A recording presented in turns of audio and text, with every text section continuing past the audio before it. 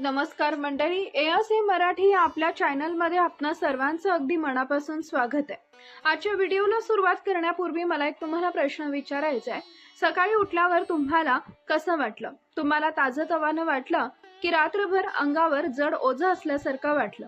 अंथरुणातून उठल्यावर तुमची पाठ दुखत होती का? तुमचे गुडघे आखडले होते का? तुमच्यामध्ये अजिबातच ऊर्जा नाही असं वाटत होतं का? जर असं असेल तर हा व्हिडिओ केवळ आणि केवळ तुमच्यासाठीच आहे।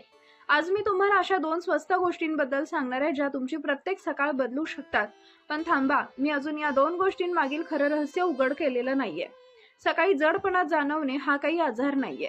बहुतेक लोकांना वाटतं की सकाळी जडपणा जाणवणं हे वाढत्या वयाचं लक्षण आहे, पण हे खरं नाही। सकाळी जाणवणारा जडपणा हा तुमच्या शरीराचा एक संकेत आहे की त्याला रात्रभरामध्ये योग्य पोषण मिळालेलं नाही। जेव्हा तुम्ही झोपता तेव्हा तुमचं शरीर झोपलेलं नसतं, ते काम करत असतं। खराब झालेल्या पेशींची दुरुस्ती करणं, स्नायूंची पुनर्बांधणी करणं, हाडं मजबूत करणं आणि शरीरातील विषारी घटक बाहेर टाकणं। पण हे सर्व करण्यासाठी शरीराला प्रथिने, जीवनसत्व आणि खनिजे म्हणजे चांगले फॅट्स आणि ऊर्जेची गरज असते। आणि जर तुम्ही संध्याकाळी किंवा रात्री हे पुरवलं नाही तर सकाळी काय होतं? शरीर रिकाम्या हाताने काम करतं आणि तुम्ही थकलेले, जड आणि अंगदुखीने जागे होतात। आज मी तुम्हाला ते सत्य सांगणार आहे जे कदाचित तुमच्या डॉक्टरांनी तुम्हाला कधीही सांगितलेलं नसेल। आपल्या पूर्वजांची सकाळ वेगळी होत होती। हजारो वर्षापूर्वी जेव्हा विटॅमिनच्या गोळ्या, वेदनाशामक गोळ्या, एनर्जी ड्रिंक्स नव्हतंच, तेव्हा हे आपले पूर्वज पूर्ण ऊर्जेनं जागे होत असत। आयुर्वेदामध्ये प्रथा काळ बल नावाची एक म्हण आहे। याचा अर्थ सकाळची शक्ती आणि शक्ती ही संध्याकाळी योग्य पदार्थ खाण्याने मिळत असते। आपले पूर्वज म्हणायचे की संध्याकाळचं जेवण हे सकाळचं पाय असतं। जर तुम्ही संध्याकाळी शरीराला योग्य पोषण दिलं तर रात्रभर ते स्वतःची दुरुस्ती करेल आणि तुम्ही हलके, उत्साही आणि तयार होऊन जागे व्हाल। पण आज काय होतं? संध्याकाळी आपण चहा, बिस्किटे, पकोडे खातो किंवा दुसरं काहीही खात नाही। आपण रात्री उशिरा पोटभर जेवतो आणि मग थेट झोपायला जातो। याचा परिणाम म्हणजे सकाळी जडपणा, थकवा आणि अंगदुखी जाणवणं। आज मी तुम्हाला अशा दोन गोष्टींबद्दल सांगणार आहे ज्या कदाचित तुमच्या स्वयंपाकघरामध्ये आधीपासूनच असतील, पण त्यांची खरी शक्ती तुम्हाला माहित नाही। ही काही महिन्यांपूर्वीची गोष्ट आहे। एका 65 वर्षाचे गृहस्थ माझ्याकडे आले। आपण त्यांना इथं गुप्ताजी म्हणू शकतो। ते कोणत्याही गंभीर आजाराने आले नव्हते, ते एक साधी तक्रार घेऊन आले होते। ते म्हणाले की डॉक्टर, सकाळी उठायला खूप त्रास होतो, जणू काही रात्रभर संघर्ष केल्यासारखं वाटतं। त्यांच्या आवाजामध्ये थकवा तर जाणवत होता। ते पुढे म्हणाले त्यांना पाठदुखी आहे, गुडघे आखडलेत, सगळ्यात वाईट म्हणजे त्यांना काहीही करायची इच्छाच होत नसायची। रात्री 9 ते 10च्या दरम्यान त्यांना काहीही करण्याची इच्छा होत नाही। मी विचारलं, तुम्ही संध्याकाळी काय खाता? तर ते म्हणाले की कधी कधी चहा, बिस्किट, पण भूक लागत नाही। मी विचारलं, तुम्ही रात्रीचं जेवण किती वाजता करता? तेव्हा ते म्हणाले 9-10 वाजता। मग आपण थोडा वेळ टीव्ही बघू आणि झोपू। हे ऐकून मला सगळं समजलं। तो आजार नव्हता, ती उपासमार होती। संध्याकाळपासून सकाळपर्यंत सुमारे 12 ते 14 तास त्यांचं शरीर योग्य पोषणाशिवाय चालत होतं। आम्ही त्यांची तपासणी केली, सगळं जवळपास काही अगदी सामान्य होतं, पण काही गोष्टी चिंताजनक होत्या। हिमोग्लोबिन धोक्याच्या पातळीवर होतं, व्हिटॅमिन B1 कमी होतं, प्रथिनांची पातळी कमी होती आणि मॅग्नेशियमही कमी होतं। याचा अर्थ त्यांचं शरीर हळूहळू क्षीण होत होतं आणि दररोज सकाळी त्याला त्यांची किंमत मोजावी लागत होती। मी त्यांना म्हणाले, तुम्ही ही आजारी नाही आहात, तुमचं शरीर जे आहे ते उपाशी आहे आणि आता आपल्याला त्याला योग्य वेळ, योग्य पोषण देण्याची गरज आहे। हे ऐकून त्यांनी विचारलं, मला महागड्या सप्लिमेंटची गरज आहे का? तेव्हा मी हसून म्हणाले, नाही, तुम्हाला फक्त 2 गोष्टींची गरज आहे आणि त्या तुमच्या स्वयंपाकघरांमध्ये आधीच अवेलेबल आहे। त्या 2 गोष्टी कोणत्या त्या सांगण्याआधी एक गोष्ट समजून घेणं आवश्यक आहे। सकाळचा जडपणा 3 गोष्टींच्या कमतरतेमुळे येतो। पहिली गोष्ट म्हणजे प्रथिनांची कमतरता। तुमचं शरीर रात्रभरामध्ये स्नायूंची पुनर्बांधणी करतं, पण जर तुम्हाला प्रथिने मिळाले नाही तर सकाळी तुमचे स्नायू कमजोर होतील आणि तुम्हाला जड वाटेल। दुसरं म्हणजे लोह आणि जीवनसत्वांची कमतरता।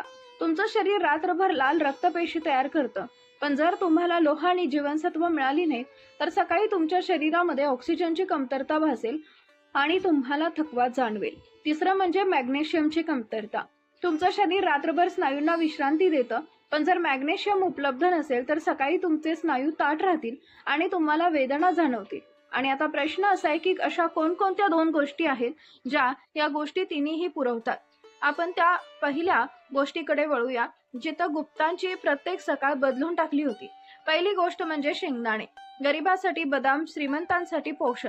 जेव्हा लोक या पोषणाबद्दल बोलतात तेव्हा सर्वात आधी बदाम आठवतात, पण मी तुम्हाला सांगते शेंगदाणे बदामापेक्षा कमी नाहीयेत.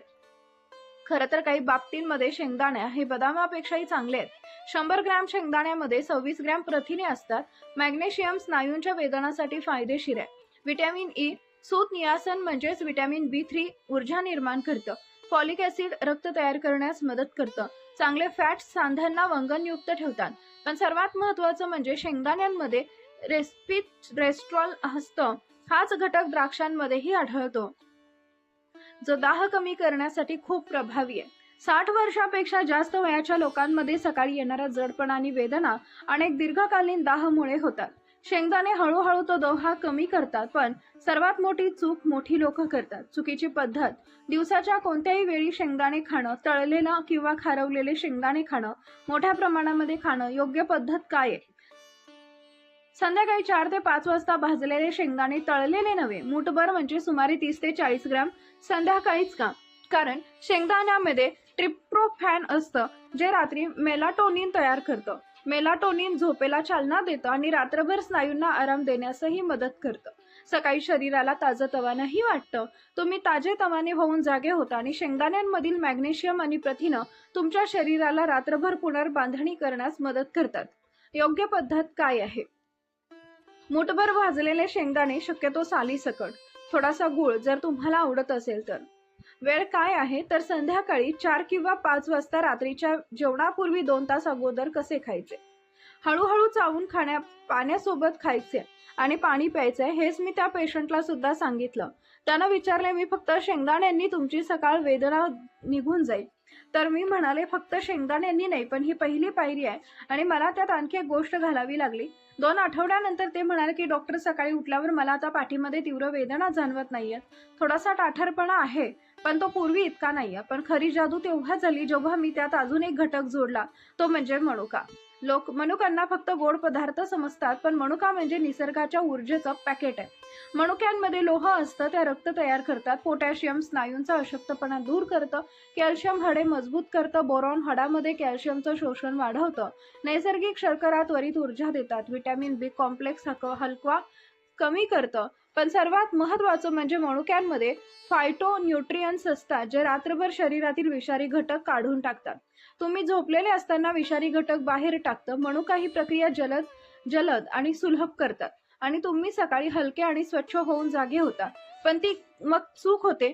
चुकीची पद्धत: सुका मनुका खाणं, सकाळी खूप जास्त खाणं योग्य सुद्धा. रात्री भिजवलेल्या 10 मनुका सकाळी रिकाम्या पोटी खाणं.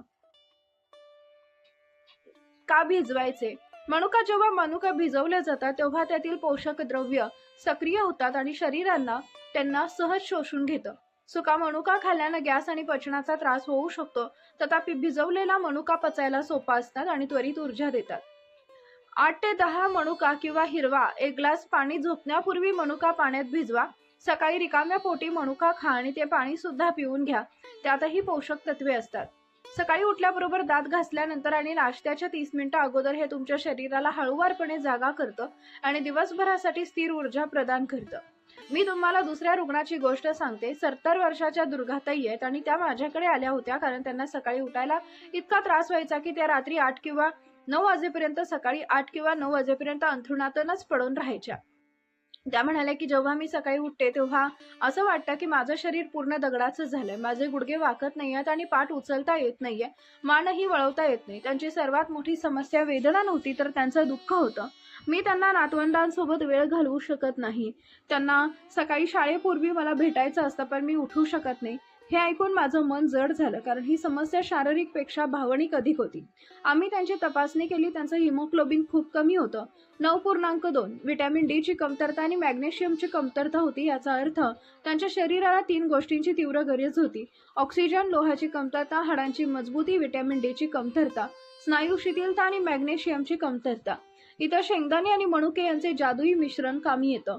शेंगदाणे आणि मनुका हे एक परिपूर्ण मिश्रण आहे. आता समजलं का हे दोघे एकत्र इतके शक्तिशाली का आहेत? शेंगदाणे संध्याकाळी प्रथिने पुरवतात, ज्यामुळे रात्रभरामध्ये स्नायूंची पुनर्बांधणी होते. मॅग्नेशियम स्नायूंना आराम देतं, ज्यामुळे तुमची झोप लागते.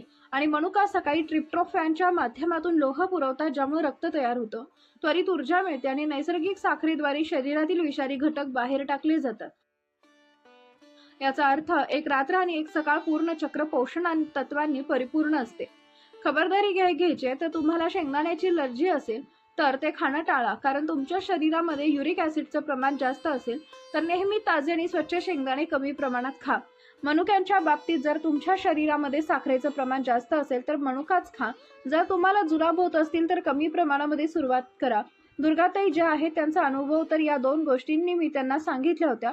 संध्याकाळी मूठभर भाजलेले शेंगदाणे आणि सकाळी 8 ते 10 भिजवलेले मनुका पहिल्या आठवड्यामध्ये कोणताही लक्षणीय बदल झाला नाही, पण दुसऱ्या आठवड्यामध्ये सकाळी उठल्यावर गुडघ्यामध्ये थोडे हलकेपणा जाणवत असल्याचं त्यांनी सांगितलं. तिसऱ्या आठवड्यापर्यंत सकाळी 7 वाजता उठू शकत होत्या. पूर्वी ती रात्री 8 किंवा 9 वाजेपर्यंत अंथरुणात पडून राहायची. पण खरा बदल 6व्या आठवड्यामध्ये झाला, जेव्हा त्यांनी त्यात आणखी एक भर घातली, तो म्हणजे अतिरिक्त घटक पाणी. एक विसरलेली शक्ती जी आता मी तुम्हाला तिसऱ्या घटकाबद्दल सांगते, जो शेंगदाणे आणि मनुका यांच्यासोबत मिळून खरी जादू करतो, तो म्हणजे पाणी.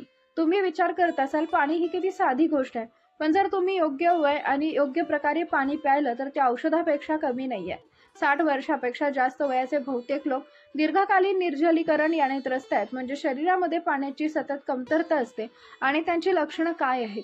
सकाळी उठल्यावर जडपणा, सांध्यामध्ये टाढरपणा, स्नायूदुखी आणि थकवा, कारण जेव्हा पाणी कमी होतं तेव्हा रक्त घट्ट होतं आणि ऑक्सिजनचा पुरवठा कमी होतो. सांध्यांमधील वंगण कमी होतं, ज्यामुळे वेदना वाढतात, विषारी द्रव्य बाहेर टाकली जात नाहीत आणि सूज वाढते. योग्य उपाय काय आहे? सकाळी उठल्याबरोबर 1 ग्लास कोमट पाणी प्या. त्यानंतर 30 मिनिटांनी भिजवलेले मनुके खा. संध्याकाळी शेंगदाणे खाण्यापूर्वी 1 ग्लास पाणी प्या. दिवसभर दर 2 तासांनी शेंगदाण्यांसोबत थोडं पाणी आणि इतर पाणी असं 8 ते 10 ग्लास पाणी प्या. हे पाणी शेंगदाणे आणि मनुक्यांमधील पोषक तत्वे संपूर्ण शरीराला पुरवण्याचं काम करतं. यामुळे सांध्यांमधलं वंगण टिकून राहतं आणि विषारी द्रव्य बाहेर टाकली जातात. आता संपूर्ण दिनचर्या एकाच वेळी समजून घ्या. मला माहिती आहे तुम्हाला आश्चर्य वाटत असेल की हे सर्व कसं लक्षात ठेवायचं, म्हणून मी तुम्हाला अगदी सोपी दिनचर्या सांगणार आहे. कसं ते मी समजावून सांगते. तुमचा नवीन दिनक्रम: रात्री 8 किंवा 10 वाजता झोपण्यापूर्वी 1 ग्लास पाण्यामध्ये 8 ते 10 मनुके भिजवा. या कामाला फक्त 30 सेकंद लागतात. सकाळी उठल्याबरोबर फक्त 1 ते 2 ग्लास कोमट पाणी प्या. 30 मिनिटांनंतर भिजवलेले मनुके खा आणि पाणीही प्या. त्यानंतर 30 मिनिटांनी नाश्ता करा. दुपारी 4 ते 5 वाजता 1 ग्लास पाणी प्या आणि त्यानंतर मूठभर भाजलेले शेंगदाणे खा. हळूहळू चावा, 1 ग्लास पाणी प्या. बस एवढंच करायचं आहे. कोणतीही गुंतागुंतीची प्रक्रिया नाही, कोणतेही महागडे उपकरण नाही, कोणतेही कष्ट नाही. तसेच हे करा: हलका शारीरिक व्यायाम. सकाळी मनुके खाल्ल्यावर 5 ते 10 मिनिटं हलके स्ट्रेचिंग करा. पलंगावर बसून आपले गुडघे आणि मान फिरवा. हळूहळू मध्ये उभे राहा. संध्याकाळी शेंगदाणे खाल्ल्यानंतर 15 ते 20 मिनिटं हलकेसे चाला किंवा बसून पायांचा व्यायाम करा. या क्रियामुळे शेंगदाणे आणि मनुकांमधील पोषक तत्वे संपूर्ण शरीरामध्ये वितरित होतात. यामुळे सांधे लवचिक होतात, झोप सुधारते. ही आहे संपूर्ण कहाणी.